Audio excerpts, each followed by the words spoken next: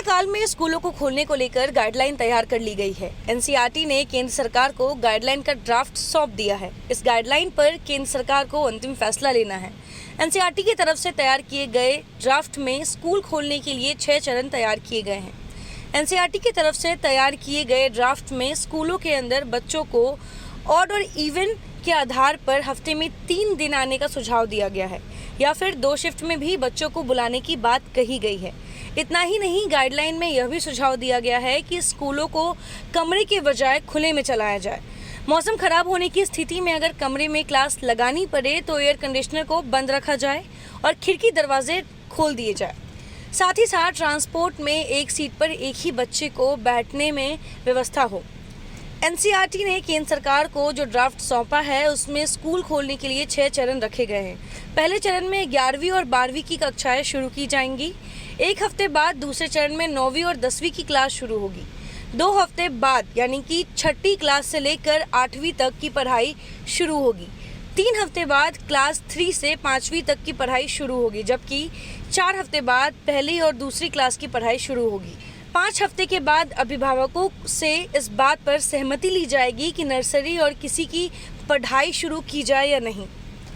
NCERT की तरफ से केंद्र सरकार को भेजे गए गाइडलाइन के ड्राफ्ट में अन्य सुझाव भी दिए गए हैं। ड्राफ्ट में कहा गया है कि क्लास के अंदर बच्चों के बीच कम से कम 6 फीट की दूरी ही रखी जाए।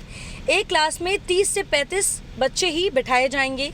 किसी भी स्थिति में क्लासरूम के अंदर एसी नहीं चलाया जाए और दरवाजे खिड़कियां खुली रखी जाए। छात्रों को और इनके आधार पर बुलाया जाए और हर दिन को असाइनमेंट दिया जाए। डेस्क पर भी सभी बच्चों का नाम लिखा जाए ताकि हर दिन वह एक ही जगह पर बैठ पाए। स्कूल 15 दिनों के अंतराल पर अभिभावकों के साथ बातचीत कर बच्चों की प्रोग्रेस रिपोर्ट ले। स्कूलों के अंदर हर दिन सैनिटाइजेशन की प्रक्रिया पूरी की जाए। असेंबली और अन्य तरह के आयोजनों को बंद रखा जाए। स्कूल के बाहर किसी भी तरह के खाने पीने के स्टॉल नहीं लगाया जाएगा। छात्रों के साथ साथ स्कूल के स्टाफ की एंट्री से पहले थर्मल स्क्रीनिंग की जाएगी। गाइडलाइन में छात्रों और अभिभावकों के लिए भी कई बिंदुओं को रखा गया है। बच्चों को कॉपी, पेन, पेंसिल और खाना शेयर करने की मनाही रखी जाएगी।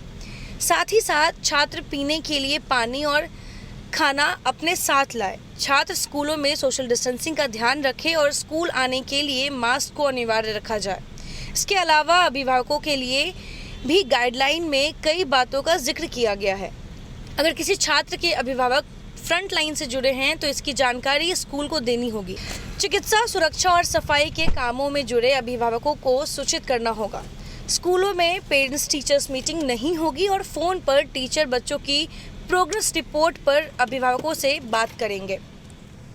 बिहार के आधुनिक अस्पतालों में से एक NSMCH multi speciality 350 bedded hospital, अनुभवी डॉक्टर एवं ट्रेन्ड पैरामेडिकल स्टाफ, विश्व स्तरीय सुविधाओं के साथ अत्याधुनिक ऑपरेशन थिएटर, ICU, NICU, निशुल्क OPD परामर्श, 24 घंटे इमरजेंसी सर्विसेज और जटिल गर्भावस्था का इलाज। Netaji Subhash medical college and hospital, Amhara, Bihta, Patna.